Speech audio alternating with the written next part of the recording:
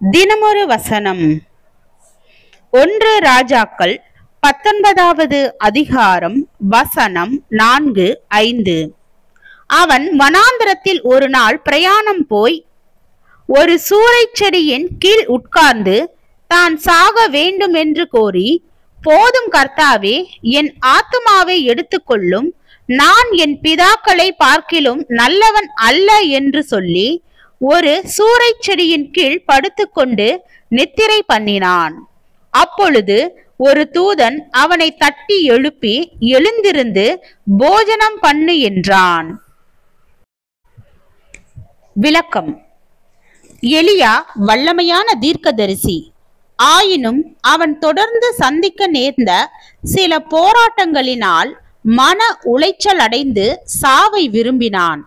தேவனை பார்த்து, போதும் ஆண்டவரே, என் ஜீவனை எடுத்துக் கொள்ளும் என்றான். மோசேயின் வாழ்க்கையிலும் அப்படியாக சிந்திக்கும் நேரங்கள் வந்தன.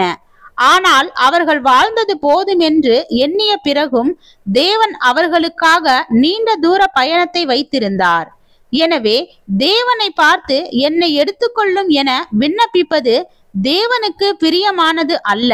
ஏனென்றால் நம்மை எப்பொழுது எடுத்துக்கொள்ள வேண்டும் என்று தேவனுக்கு தெரியும். அவர் நியமித்த காலங்களுக்கு முன்னரே இந்த உலக வாழ்க்கையின் ஓட்டத்தை முடிக்க நாம் விரும்புவது தேவனுக்கு எதிரான ஒரு எண்ணமே. கஷ்டங்கள், இழப்புகள், தொடர்ந்த சோதனைகள், மன துயரங்கள் ஆகியவை வாழ்க்கையின் மேல் நமக்கு வெறுப்பை ஏற்படுத்தி வாழ்வதை விட சாவதே நல்லது என்று சிந்திக்க தூண்டலாம். ஆனால் நமக்கு அனுமதிக்கப்பட்ட காலம் வரை தரப்பட்ட வாழ்வை வாழ்ந்துதான் ஆக வேண்டும். அதற்கு தேவையான கிருபைகளையும் அருளையும் ஆற்றலையும் தேவனிடம் கேட்க வேண்டுமே அன்றி வாழ்க்கை பயணத்திற்கு முற்றுப்புள்ளி வைக்க விரும்பக்கூடாது. சிலர் வாழ்க்கையின் மேல் வெறுப்புற்று போதுமான அளவு உண்ணாமலும் சரீர நலனை கவனியாமலும் தேவையான சிகிச்சைகளை ஏற்காமலும் தங்களை தாங்களே பலவீனப்படுத்தி கொண்டிருப்பார்கள். இனி வாழ்ந்து எண்ணத்தை சாதிக்க போகிறோம், சீக்கிரம் போய் சேர்வதுதான் நல்லது என்பது போன்ற சிந்தனைகளின் விளைவாக அவ்விதம் செய்வார்கள். ஆனால் இது ஒரு விதமான தற்கொலை முயற்சியாகும்.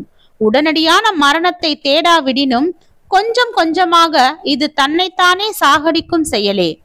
தங்களை தாங்களே கொஞ்சம் கொஞ்சமாக அழிக்க எண்ணுகின்றவர்கள் ஆண்டவரை பிரியப்படுத்த முடியாது. தேவன் விதித்துள்ள காலங்களுக்கு முந்தி உலகை விட்டு பிரிந்திடத்தக்கதாக நாம் செய்யும் எந்த செயலும் நமக்கு கேட்டையே கொண்டு வரும். அவைகளால் உலகத்தை விட்டு நாம் பிரிய இயன்றாலும் தேவனின் நித்திய இளைப்பாறுதலுக்குள் சென்று சேருவதற்கான வாய்ப்பு இல்லை. ரயிலிலோ விமானத்திலோ ஒரு குறிப்பிட்ட தேதிக்கு டிக்கெட் பதிவு செய்துவிட்டு அதற்கு சில நாட்கள் முன்னரே வீட்டை விட்டு கிளம்பினால் ரயில் நிலையத்திற்கோ விமான நிலையத்திற்கோ போக முடியும். ஆயினும் அந்த ரயிலிலோ விமானத்திலோ பயணம் செய்ய முடியாது.